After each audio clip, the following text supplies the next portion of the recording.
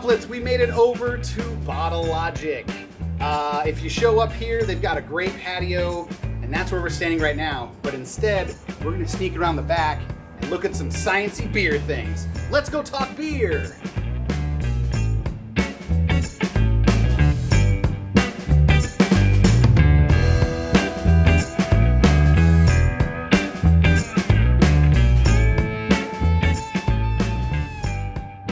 All right, so let's start off with the gentleman wearing red. Nice outfit. Thank you. We'll talk about that, I'm sure, along the way. Absolutely. Who are you? What do you do here? My name is Greg Suchsland. If you were at the last festival, you probably recognize me from the previous interview. I am the lead brewer here at Bottle Logic. Yes. What about this gentleman next to you wearing, love that shirt. Yeah. Good times. Introduce yourself to the droplets. Yes. My name is Hinz Abriam, and I'm a cellar person here at Bottle Logic, but I also do lab work. Lab work? Yeah. Great. This is my domain. This is where I live, basically. Well, before we get too far into this, we should probably grab a beer. What do you guys say? Yeah. Certainly. Ooh. Woo! Now, I have zero coordination, so I just have mine sitting next to me. So, let's, man. Also, and I know because I already went and took some footage, I have some dope footage of this being canned. Great work, as always, on the label, and I might have sipped off the line. So what you're saying is you had a freshie. I had a freshie. That was, wow, delicious. Let's talk about the beer. So what do we got here? We got a classic fest beer, lager, if you will, right? Absolutely. Well, this all started last year with the Oktoberfest that we did. The very first time we kind of really did a fest beer, and being the guy kind of leading the make the beers for us kind of charge, I wanted to go more the typical fest beers. Oktoberfest that I've had been at St. Adams. Some other ones have been a lot darker, much closer to a Marzen style of German lager. Gotcha. Where the traditional fest beer, after doing having some and doing some research as to why it was different than some of the others I've had. Just so you know, having some is research around absolutely. our area, so that's absolutely. I get that. one of the perks, absolutely. This is research right now. Right? We come to find out the real fest beers that you get in Munich during Oktoberfest are much lighter, much more like a pale Helles rather than a darker Marzen color. So Gotcha. I wanted to go much more the traditional. As much as I could. We're not Reinheitsgebot over here, so it's only so traditional. But it was our attempt to pay homage to what you would actually get at truly the Oktoberfest. Nice. Hinz, you said this is your domain. So what happens in this sweet kind of white? We apologize, it's a little echoey, but that's what happens when science happens, folks. We're not built for sound here. We're built for science. So what happens here? Yes. Explain what's happening behind you. This is where the QA/QC magic happens. Right behind me, we have our panel of beakers and flasks. Yes. And right behind me is our DO/TPO meter, Whoa, where we that's measure packaged CO2. Oh, okay. Yeah. So, how long have you guys been in beer yourselves? Greg, you're in red, so I'm going to keep drawing to you. I don't know why. And they sang a song about a lady in red. I kind of feel like I'm going along that line. Maybe a little less handsome. My career started, I guess it depends on how you want to call it. It's all kind of bled into one big career at this point in time. Really started when I met you at OG's way back in, good Lord, I don't know how long ago that was. In another time, but I started to get into the brew pub I was at had a brewery there and got into the brewing. So when I knew that you could actually do it, did some research, got some help from our brewer there, and then I just got into the beer buying, and then that turned into making friends with the beer reps, which is always a good way to get started. Then going into beer distribution with said beer rep that I made friends with. Nice. A couple years in beer distribution, then parlayed that into production here at Bottle Logic. So I guess you could claim I'm looking at 9 to 10 years working with craft beer. I like 10 years. Let's stick with a decade. That sounds great. You started when you were 21, right? Yeah, absolutely. Positive. Totally. What about you? Obviously, 21-year-old man. No, I don't know. That was a bad joke. I don't know what just happened. That sentence fell apart real quick. How long have you been doing beer? Yeah. So my first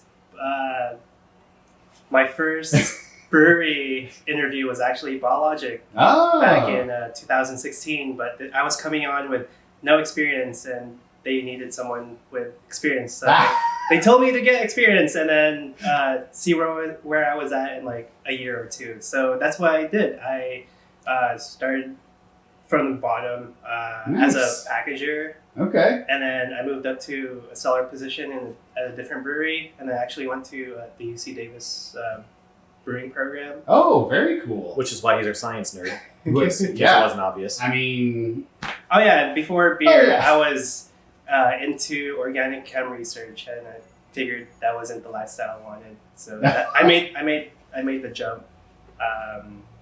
personally, I'm happy that you made the jump. That's all I'm going to say.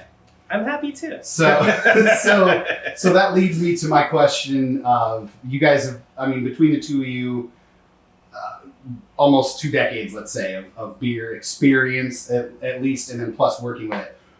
What do you think, again, see, you're in red, so I'm just going to keep looking at you here. It's fair.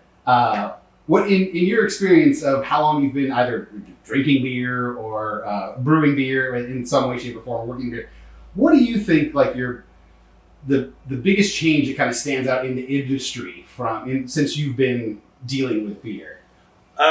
For me, I'd have to say is the change from wanting to have the most pristine of all classic styles in front of you to kind of not giving a damn about the rules and just having the most crazy, unique thing I could have in front of me. Okay. You could make the most classic West Coast IPA right now, and nobody would care. Okay. 15 years ago, there was rushes for Plenty of the Elder in bottles when you could find it. There was rushes for Blind Pig, obviously, as we know in Southern California here. Yeah. Those are still not the easiest things to get, and when you find them, you take them because those are such true classic styles. Okay.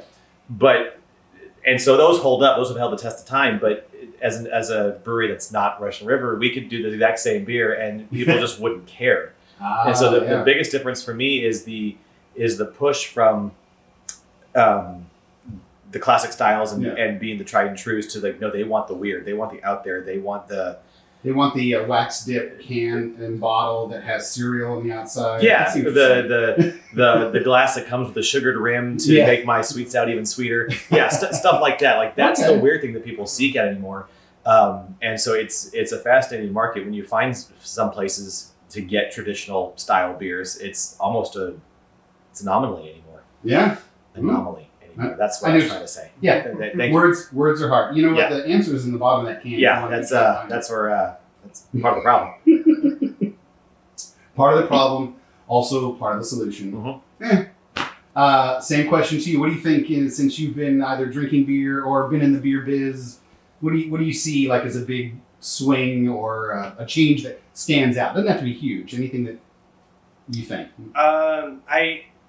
So I got into beer in my later part of college life. Good call. Right during the IBU war of West Coast. Oh, the great IBU war. Yeah, let's see how high we can get the IBU. And yeah, that's what I notice nowadays is no one's really looking for the kick my teeth in with hops flavor, and it's mellowed out, which I feel like West Coast styles are making a resurgence because it's drinkable now. That is so true.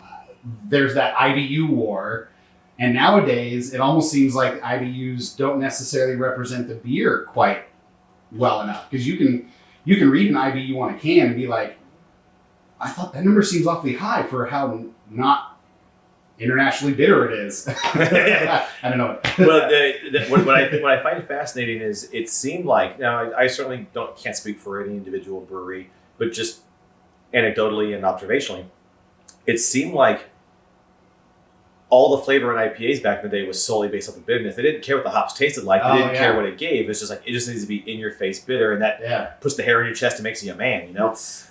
Totally. And with that though, change has come the breweries, and then maybe it's because there's more hop varietals and some more flavors and more nuance in hop than there was even 15 years ago.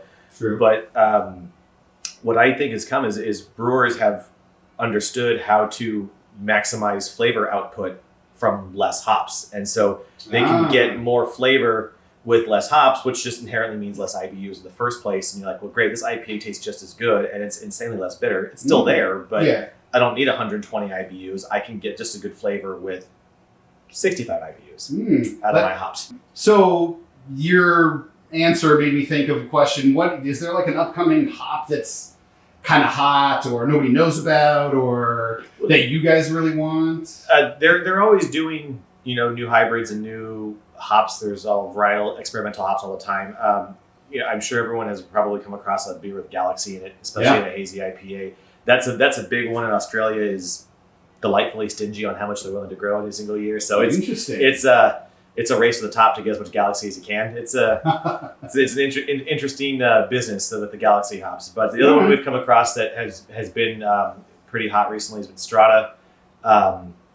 Nelson's always good. Nelson, oh yeah. But it tends to be a lot of the Southern Hemisphere ones tend to be the ones that are probably because they're harder to get, which is why they inherently taste better.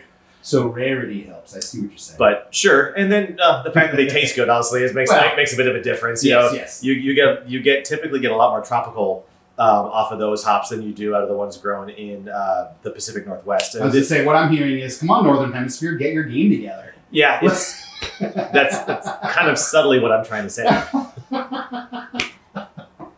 Well, let's change gears and talk about because this is obviously Droptoberfest.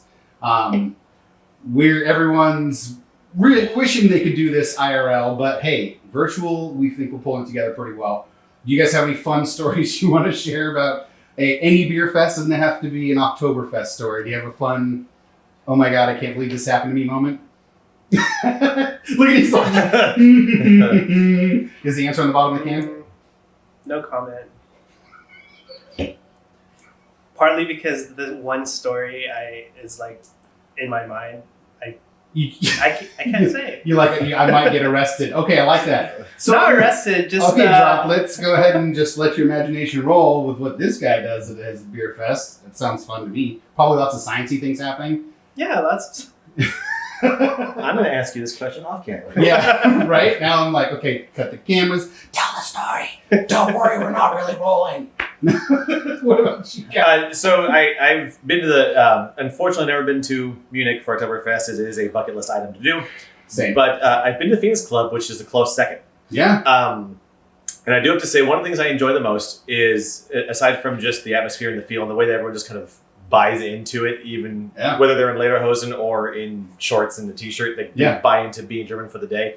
The best part I do have to say, though, is watching the people build the stacks of empty plastic cups for a lot of different reasons. One, it's a hell of a lot of beer that consumed. Like, how long have you been here, and like how many sheets to the wind are you at the moment? That's what I'm really curious about. Two, how high is this going to be able to go, and like how many tables are you going to climb to make it even bigger? And then three, who is the jerk that's going to come by and just like flick the one cup and knock the whole thing over? And it's always like, you sit there and you watch, with my one beer, with my 3-cup stack, being really impressed, watching over there going like, ooh man, I'm gonna give it like 5 more minutes before that guy just falls into his cups. And sure enough, 5 minutes later, there's someone on the ground falling to the table, plastic cups are down, and you just get this big whoa. Like even louder than the oompa music that's being played on stage. It's fantastic.